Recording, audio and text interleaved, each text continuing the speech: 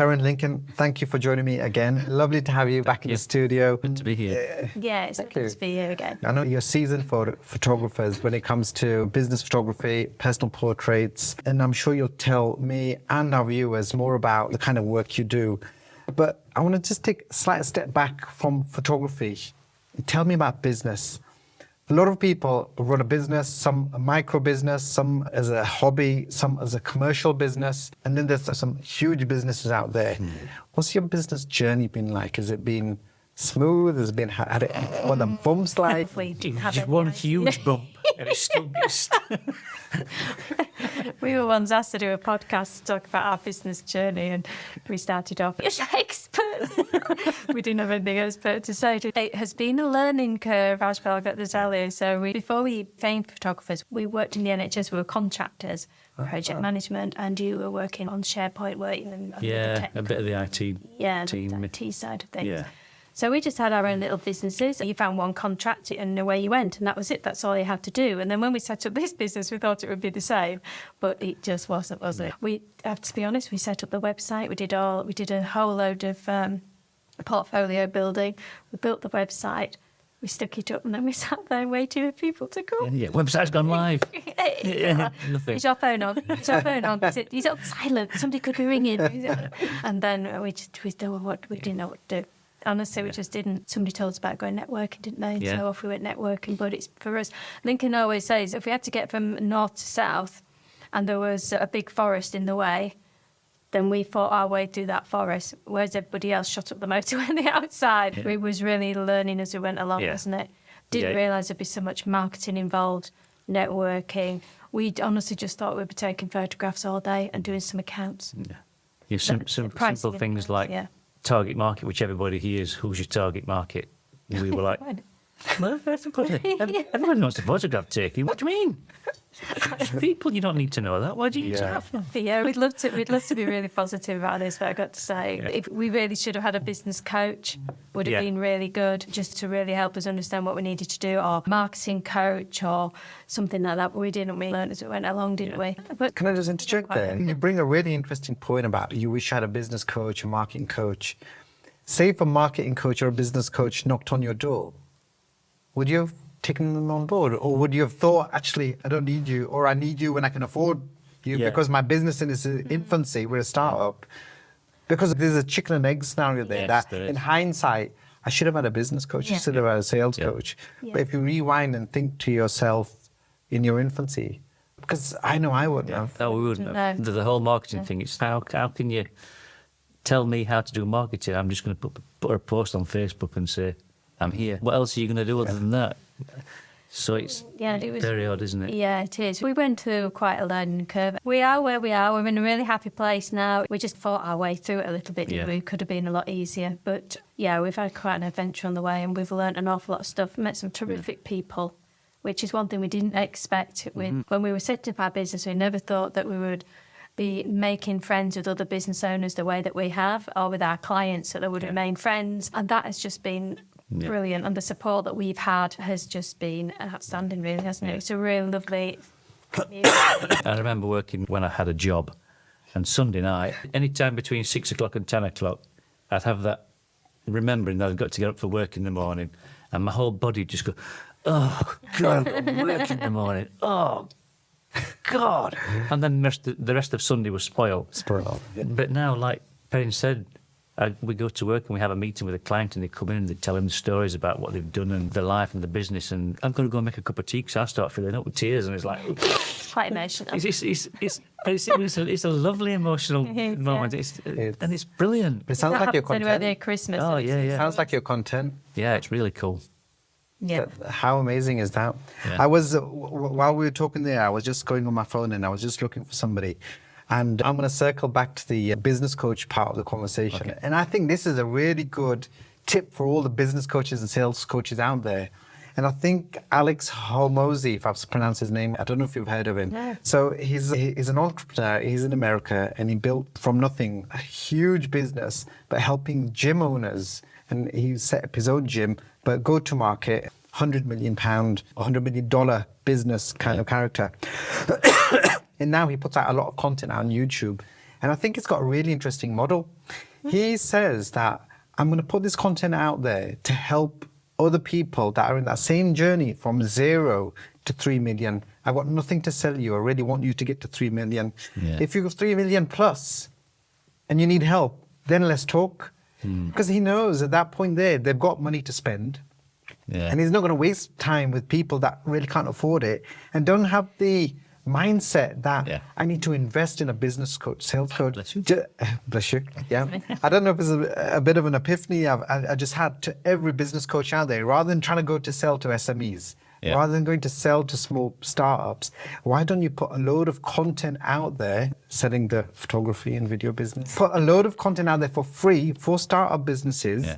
And build that trust and credibility. If you had a series of videos that you could jump on to teach you about business, about marketing, about how to structure your business and how to spend your time, you'd build a rapport and a relationship with whoever that business coach was.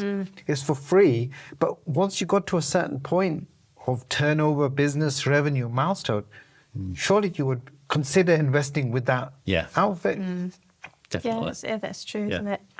Yeah. But who's doing that? Alex is all the way in the US. But who's in Leeds? Who's in Yorkshire or West Yorkshire? So there's I think there's a big opportunity, a big gap for all them business and sales coaches in our region to say. Specialise in that area. Absolutely. There are a lot of businesses popping up lately, aren't there? Absolutely. I think there are. I think there always is. I think there always is. Yeah. Could probably do with somebody to have taken our hand right from the beginning, couldn't we? Yeah, definitely. We didn't even know about there's a place called Adventure that helps startup businesses for the first 3 years of being in business, and we met them in year 4.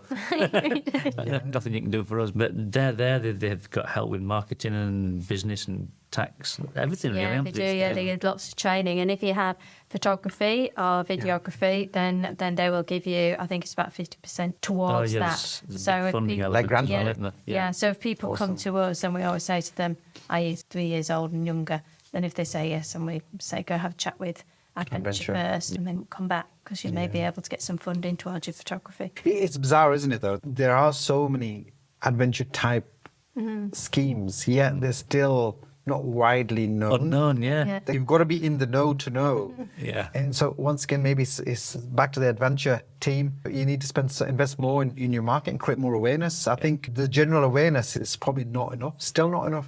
This must be, I'm thinking 8 years ago, 10 years ago, I was at a Yorkshire Mafia event at the Royal Armouries, and they were talking about businesses in our region. I'm sure it was Leeds-wide, and there was something like, and my figures might be wrong, but I suppose it shows the quantity. There's probably about 50,000 businesses in the region that were below the VAT threshold, and probably about a similar, slightly smaller number above the VAT threshold.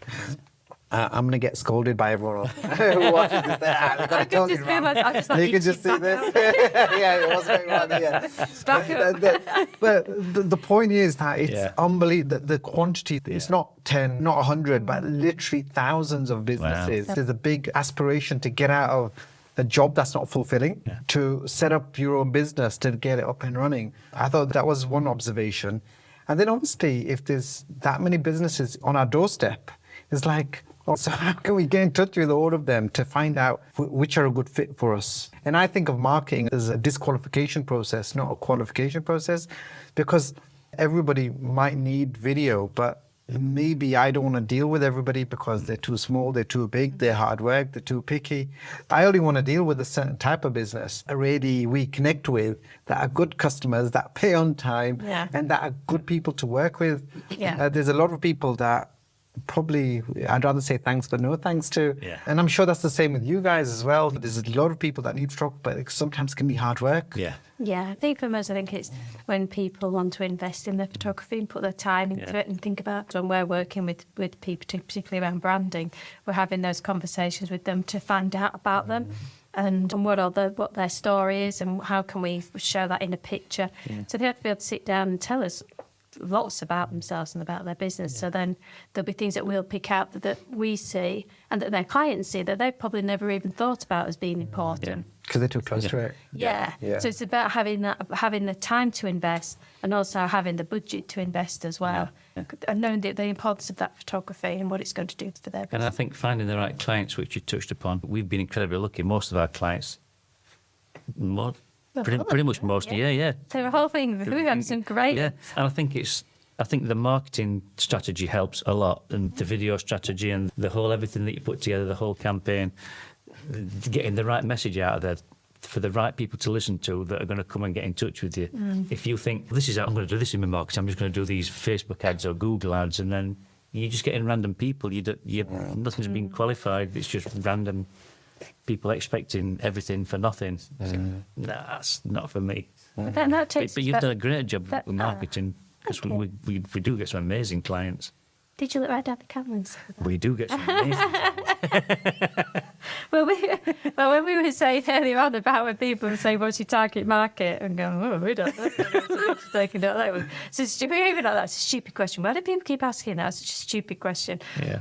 Year 3, we were like, okay, now we know our target. We fell into who our target market was because of our marketing and who we were attracting. Yeah. And that's how it worked, really. And so sometimes you don't know, I think, from the beginning, who your target market is, and that's okay. I think Great. just our business looks completely different to how it did when we started. I found an old to-do list the other day. And it's like, oh my God, it just feels like that was like 40 years ago or something. Yeah. It felt that we're in such a different place now, and we know who we want to attract, don't we? And people, when they see what we do, they know if we're for them or not. It's as much their choice. And we'll happily recommend other photographers who we've done on numerous occasions because it hasn't been a right fit, or they've wanted to specialise that we don't specialise in. Babies, pets, food photography. Yeah. It's a massive field, and you should go to this photographer. Yeah, we don't mind doing that at all. We want the person to have the best experience. Yeah. If they ring us and we can't do it, then we want them to go away off the phone call with something that says, okay, those photographers, I like that photographer's work, and now they've recommended another photographer, so that's a good line for me to follow. And, absolutely. And we're happy to do that. And we're happy to help people find if you want us to help them find a photographer that really suits their needs, then we don't mind if they say, we just check this link out, just check out this guy's work and this guy's work, and let's know what you think. We don't mind doing that. I think that's lovely. I think it's heartwarming to hear that there's still people in business that don't have any issues or concerns of recommending other photographers. A lot of people think there's a conflict of interest. I'm not going to recommend another photographer because then I might lose that lifetime customer. There's a lot of people, there's a lot of businesses that have that mentality. Yeah, there are. And it's a shame, to be honest, because I believe there's enough business for everybody. And it doesn't matter what you do. If that business is meant for you, you will get it. And obviously, you've got to be proactive and professional and do everything from your point of view. But if that customer's not for you, they're not for you. And if you can help them, then at some point, and I'm a strong believer of you don't give to receive. But if you can give and you can help somebody, at some point that might circle back to you. We had a photographer phone us up the other day saying, I'm a photographer not a million miles away from us, still in Leeds. And he says, I need a bit of advice about headshots. Can you help me? I went, send me an email, because I'm driving at the minute. So he sent me an email. I rang him back and had a quick chat about helping him out with how to do headshots and best things to do. And he said, oh, thanks very much for all that help. He says, you've been so helpful. He says, I've been in touch with 6 other photographers who said, it's not my job to tell you how to do your business. How many of your clients is he going to steal? How busy are you? Exactly. If you're really busy, then you don't mind a few photographer people going his way. And if you're not busy, then you're not doing a good job anyway. He's not going to steal your clients if you're not busy anyway. Stealing nothing. Yeah, exactly. I couldn't agree with you more. We say to anyone in the business, whether it's a customer, a client, or even friends of ours, that if you're ever stuck, it's better we build a community and we help each other and share best practice. It's better for the client. It's better for the client. They'll get a better result at the end of the day. Maybe there's some mileage in overlapping video and photography and building a wider community, but I think there's... We already do that. You've recommended clients to us and that's it. We haven't sent anyone back your way yet. Did you look down the camera? I know. I owe them clients. Anyone who needs photography, speak to this lovely couple here. We said to you, it's not about that, isn't it? It's not about giving to receive, just like you mentioned earlier. It's about if an opportunity comes along, then we just send it your way.